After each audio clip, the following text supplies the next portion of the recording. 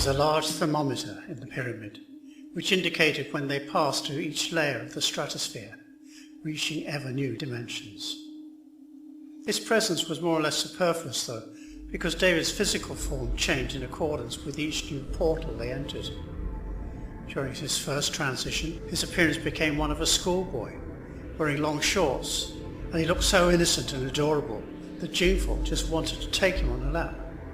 On the next level, he became a type of young drag queen who was wearing a flowing scarf and puffing elegantly on a long cigarette, and was hardly recognisable.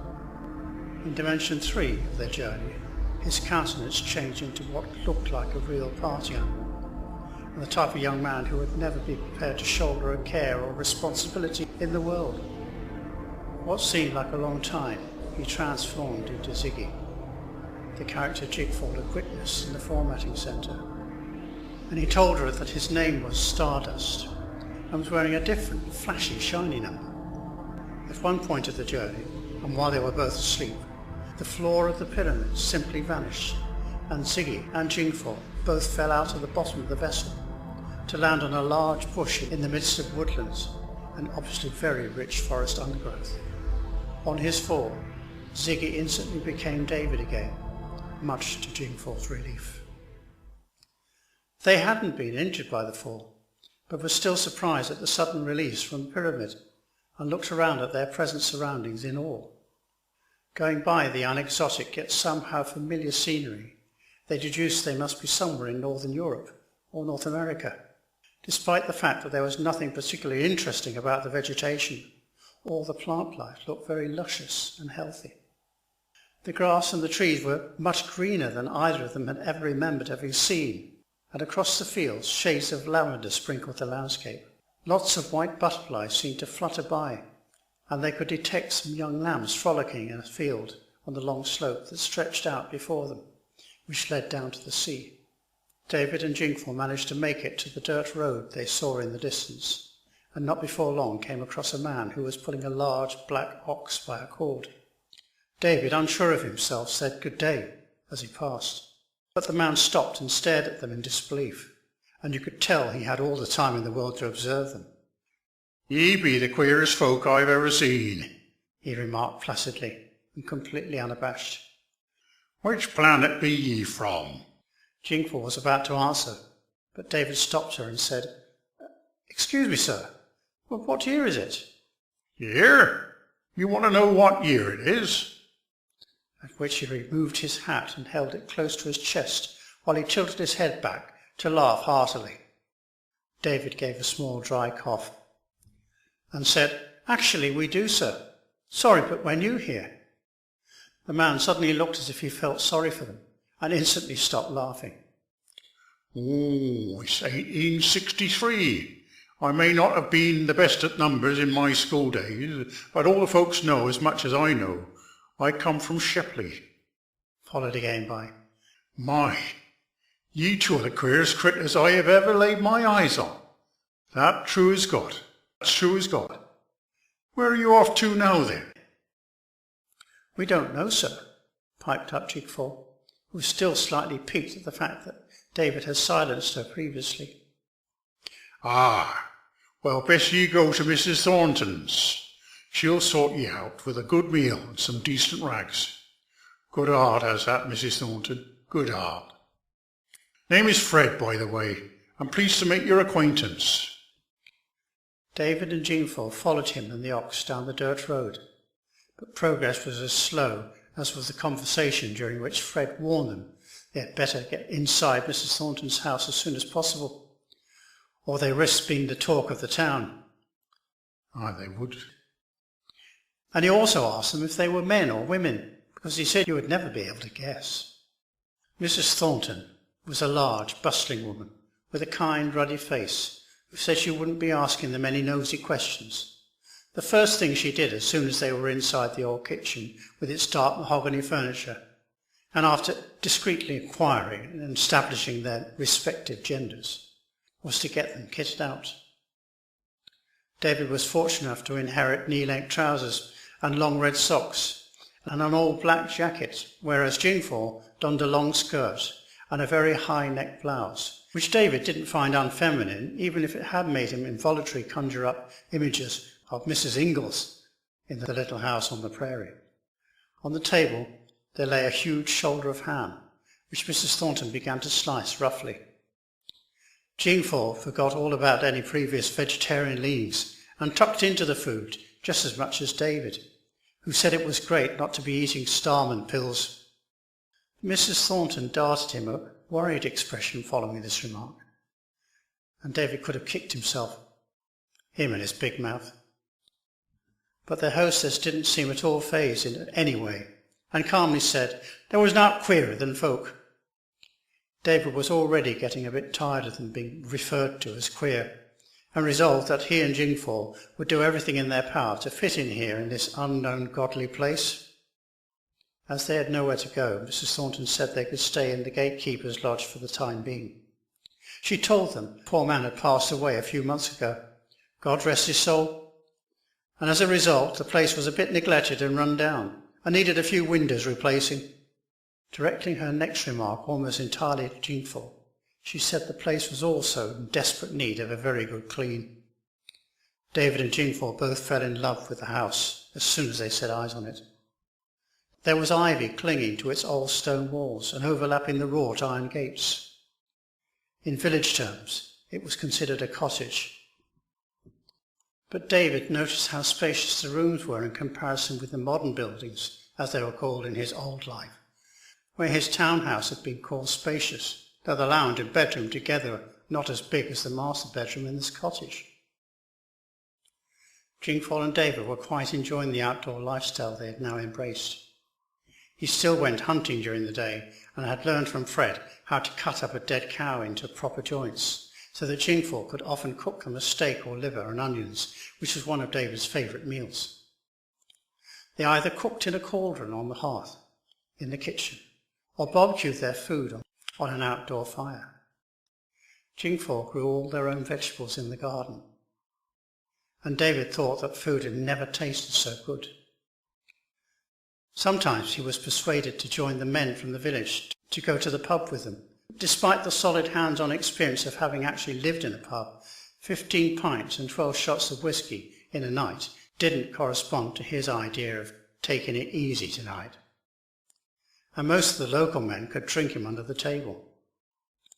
They liked to sit out at night when the weather was fine, and he composed a song about their new life called Absolute Beginners, and in which he expressed his love for her. As long as we're together, the rest can go to hell. I absolutely love you, but we're absolute beginners. If our love song could fly over mountains, could laugh at the ocean, just like the films, there's no reason to feel all the hard times.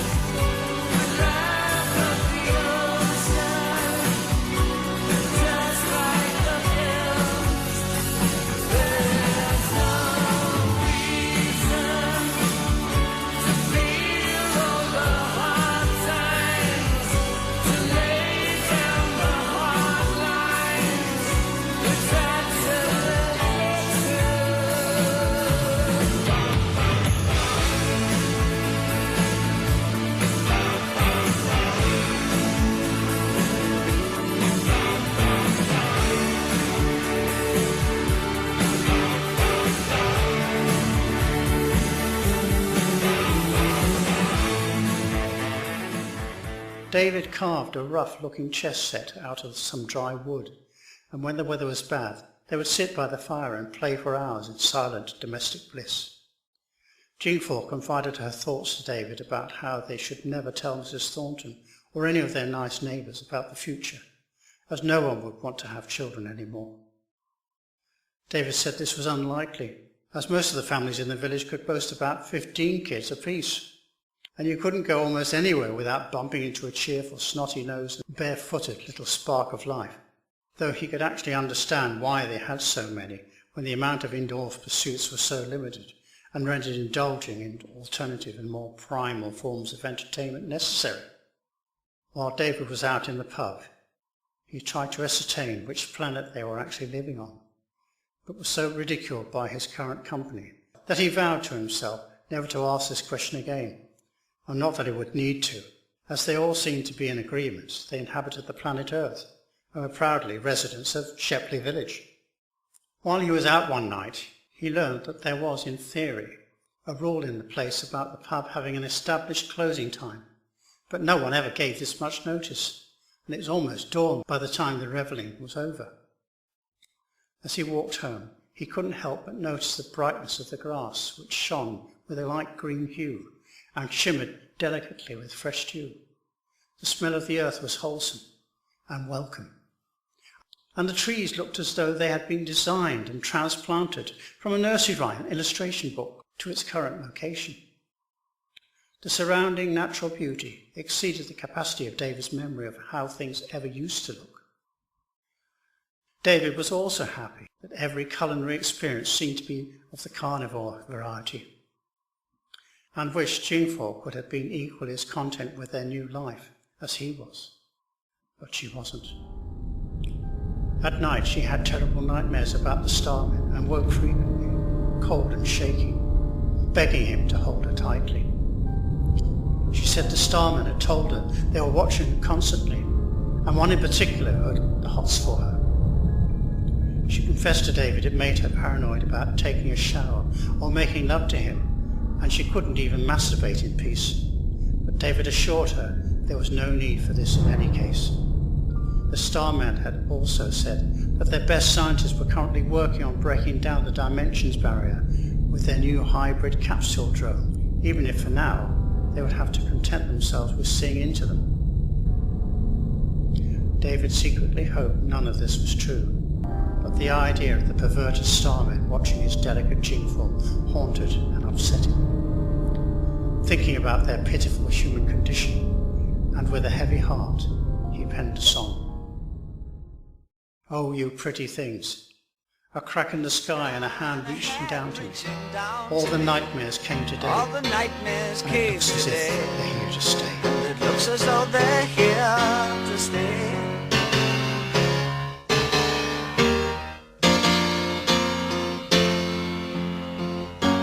What are we coming to? No room for me, no fun for you. I think about a world to come where the books were found by the golden ones, written in pain, written it all by a puzzle man who questioned what we were here for. All the strangers came today, and it looks as though they're here to stay.